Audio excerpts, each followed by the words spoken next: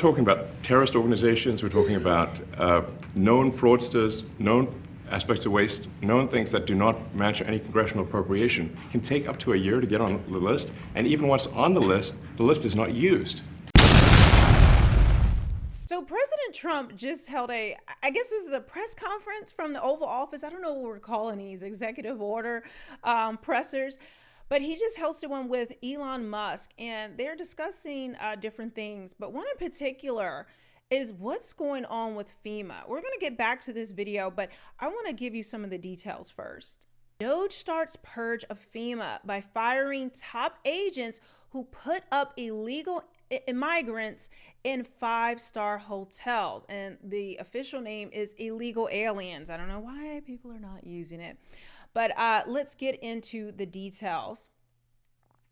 It says here, Donald Trump has dramatically fired officials in charge of finances at the government disaster relief agency FEMA after they put up migrants in 5-star hotels. FEMA's chief financial officer, Mary Comins, lost her job after it was revealed the agency paid an egregious sum of $59 million to luxury hotels in New York City to house illegal aliens. That's I got to remember to say the correct terminology.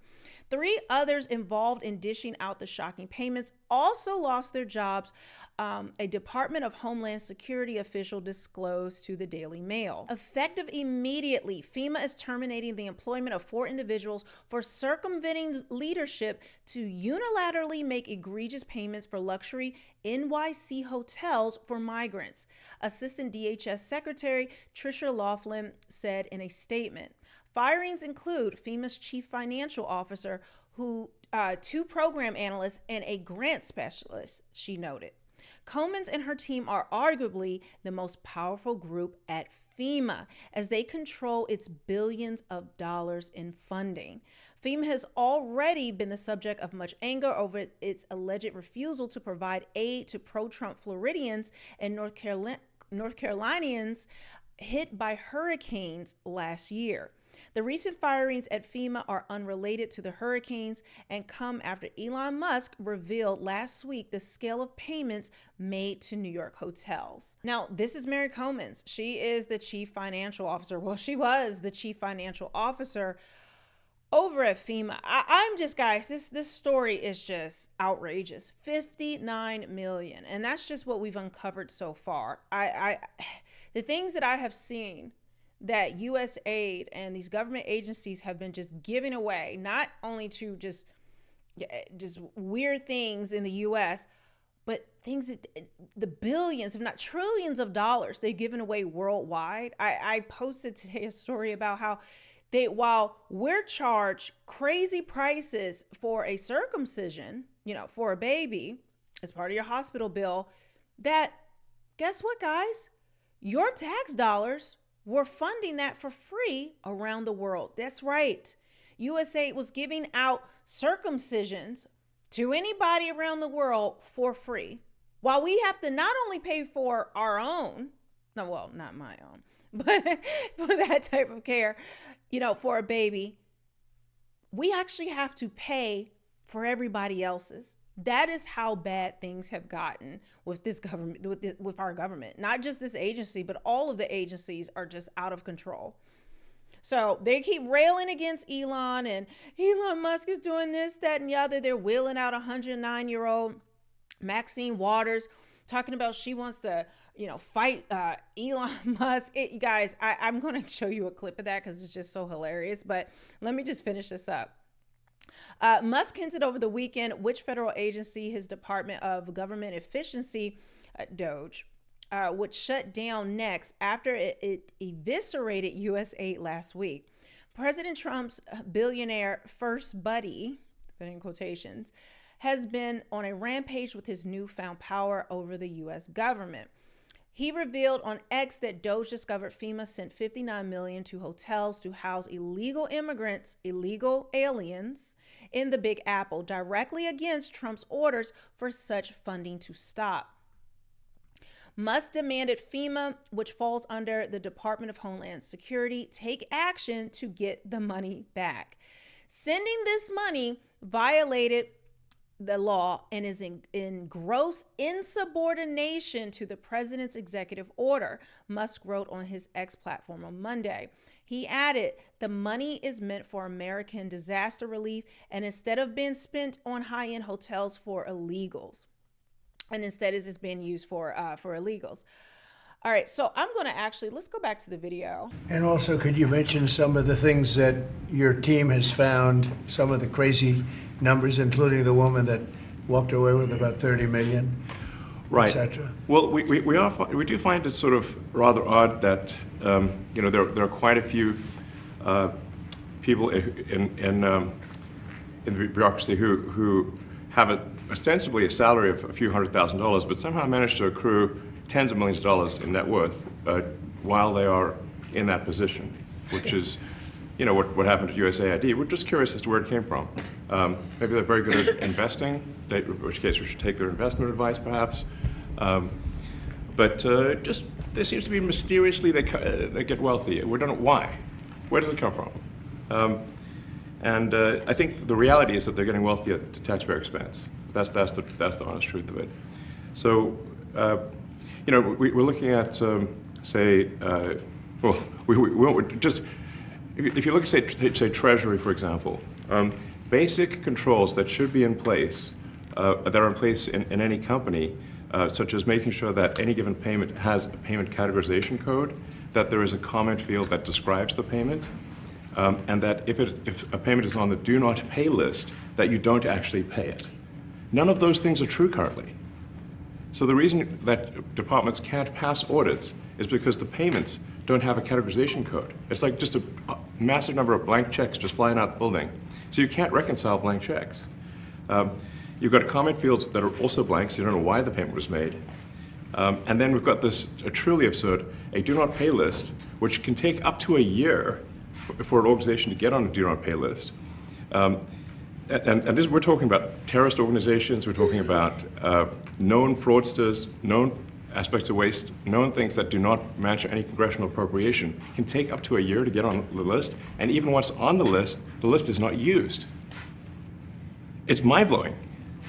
How do you stop looking? I mean, we've already found it. We have a case in New York where a hotel has paid $59 million, $59 million because it's housing migrants, illegal migrants, all illegal, I believe. And they were being paid twice the normal room rate at 100% occupancy. Unbelievable. So it's a racket. Mr. Musk, can I ask you a question? Well, if I may sort of...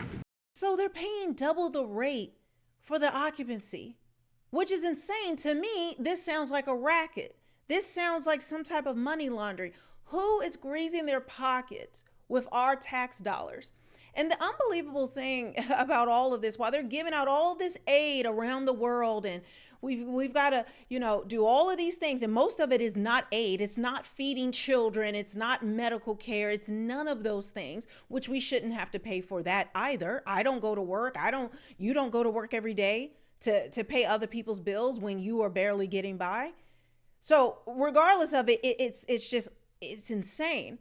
But it's paying for, all of these DEI and trans projects and just randomness. Then we see politicians lining their pockets with it. Even I posted on X last night, and if you're not following me on X, you're going to want to, about how Chelsea Clinton is just going off now on people because, well, specifically a person on X named Data Republican, she is unearthing and tying all the dots, all of the money that Doge is uncovering, all of the fraud and abuse and waste that is being uncovered. It's been tied to the EINs of different agencies, different corporations, different organizations, and one of them being Chelsea Clinton's. Well, she's now tracing, like, how was that money actually spent?